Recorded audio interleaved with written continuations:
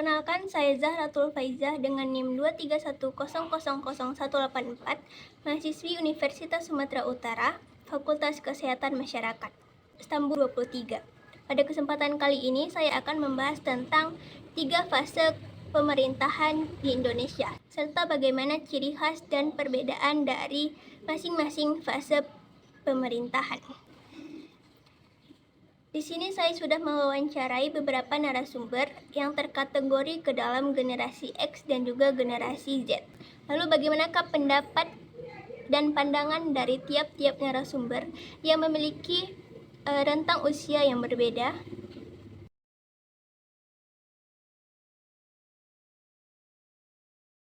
Saya adalah salah seorang guru di Madrasah Aliyah Negeri di Medan. Di sini saya ingin memaparkan sedikit tentang sejarah masa Orde Lama, Orde Baru, dan masa reformasi. Yang saya ketahui bahwa Indonesia merdeka pada tahun 1945 dan pada waktu itu adalah Bapak Insinyur Soekarno yang memproklamasikannya dan langsung menjadi sebagai kepala negara. Kemudian masa kepemimpinan beliau itu yang sebagai presiden dan juga Bapak Muhammad Hatta sebagai wakilnya berlangsung sampai dengan tahun 65. Di masa Orde Lama yang sepengetahuan saya adalah banyak hal-hal yang terjadi, baik dari penyusunan Undang-Undang Dasar mengalami beberapa kali perubahan, dan yang sangat menegangkan, yang sangat menjadi sejarah pada waktu itu adalah adanya terjadi pemberontakan-pemberontakan seperti pemberontakan PKI baik di Madiun ataupun pemberontakan PKI pada tahun 65. Kemudian ada juga kelompok-kelompok pemberontakan seperti yang di Aceh itu ada namanya DI ya. Kemudian ada juga di daerah yang lain.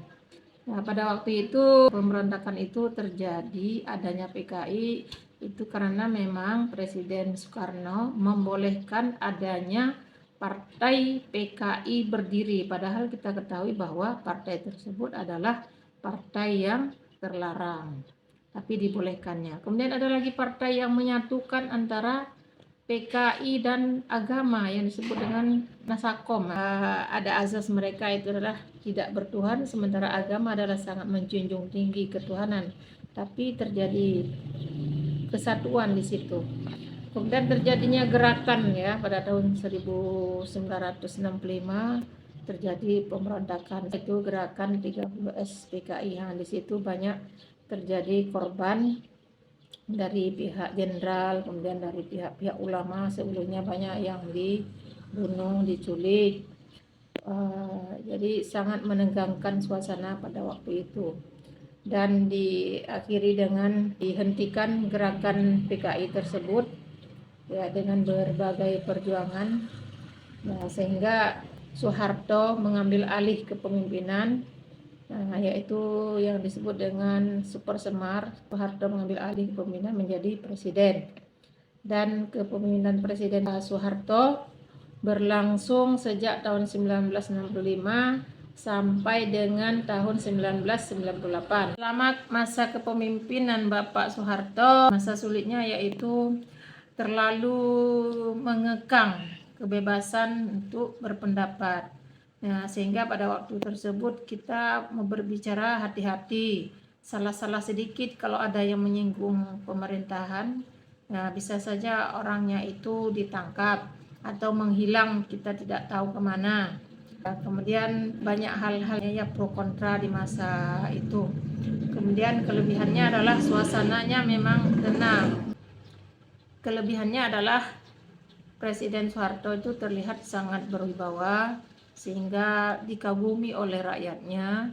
Kalau misalnya beliau mau mendatangi suatu daerah disambut dengan hangat, meriah, dan keinginan rakyat itu bertemu itu luar biasa karena memang figurnya itu, wibawanya itu, marwahnya itu sangat tinggi. Kemudian dia secara dunia pun juga dihargai, dikagumi. Nah, kemudian walaupun ada lebihnya pasti ada kurangnya juga. Selama masa kepemimpinan yang panjang sampai mencapai 32 tahun, yang membuat rakyat Indonesia itu sudah merasa bahwa kepemimpinan beliau itu sudah tidak pantas lagi. Akhirnya terjadilah gerakan reformasi, dan pada tahun 1998 Presiden Soeharto berakhir kepemimpinannya. Lanjutkan dengan masa kepemimpinan, masa reformasi yang berlangsung sampai dengan sekarang. Nah, di situ ada beberapa kali pergantian presiden, banyak terjadi kesenjangan-kesenjangan selama kepemimpinan di masa reformasi ini juga. Kebebasan-kebebasan yang terjadi adalah melampaui batas, narkoba merajalela, pergaulan bebas remaja merajalela, kenakalan-kenakalan remaja merajalela, sopan santun para siswa terhadap guru sangat-sangat menurun. Nah, jadi memang di setiap kepemimpinan itu ada saja lebih dan kurangnya. Demikian yang dapat saya sampaikan.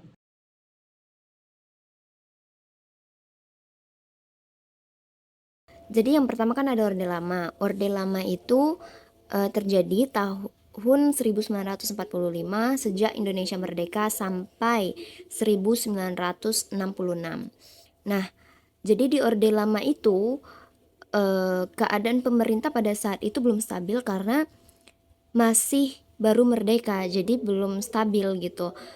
Untuk membuat undang-undang aja mereka masih banyak kendalanya gitu kan. Di Orde Lama itu sering berganti sistem kepemerintahan, misalnya yang awalnya tadi presidensil, kemudian berubah jadi parlementer, terus berubah lagi jadi demokrasi. Nah, selain itu juga banyak terjadi pemberontakan karena baru merdeka, jadi belum stabil gitu kan. Jadi banyak pemberontakan yang muncul gitu. Nah, salah satu pemberontakannya itu adalah pemberontakan PKI. Pemberontakan yang paling terbesar itu pada tahun 1965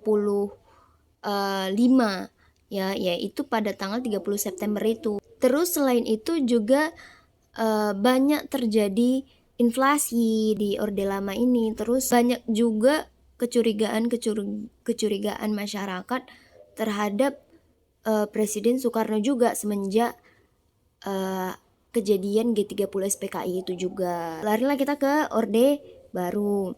Orde Baru itu penyebabnya awalnya tadi ada G30 SPKI ini, pemberontakan G30 SPKI 1965. Terus kan Presiden Soekarno mundur. Nah, Presiden Soekarno sebelum mundur itu memberikan kayak surat keputusan di 11 Maret, jadi namanya Super Semar. Disitulah diangkat Presiden Soeharto untuk menggantikan Presiden Soekarno yang mundur dari masa jabatannya. Kepemimpinan Presiden Soeharto itu banyak terjadi perubahan yang mengarah ke arah yang lebih baik. Misalnya seperti turunnya inflasi, pendidikan juga terjangkau, seperti itulah, lebih baik seperti itulah istilahnya. Nah, tapi yang buat satu kekurangan dari Orde Baru ini ialah Presiden Soeharto itu seperti dia akan menjadi pemimpin untuk selama-lamanya. Nah, sebenarnya kan itu nggak boleh kan dalam pemerintahan presidensil. Pemilu berlangsung setiap 5 tahun sekali. Dia itu selalu terpilih menjadi presiden. Nah, sebenarnya kan kita jadi masyarakat agak, kok bisa ya beberapa kali berturut-turut melakukan pemilu tapi dia selalu terpilih jadi presiden gitu kan. Seharusnya itu kan nggak boleh. Orde Baru itu banyak orang yang kalau mengkritik Soeharto di Orde Baru maka dia nggak akan selamat gitu kan. Karena hal tersebut adalah banyak pemuda-pemuda yang melakukan pemberontakan akhirnya. Nah, pemberontakan itu terjadi pada tahun 1998. Itulah yang mengawali terjadinya reformasi. Ini dipimpin oleh B.J. Habibie. Sebenarnya banyak hal baik juga, namun ada kekurangannya, Dek. Beliau itu tidak dapat mempertahankan Timur Leste. Beliau juga menyesal karena beliau tidak dapat mempertahankan Timur Leste untuk tetap berada dalam wilayah Indonesia. Namun pada saat itulah Timur Leste keluar dari Indonesia, melakukan pemberontakan, dan mereka ingin merdeka sendiri pada pemerintahan B.J. Habibie itu di tahun 1998.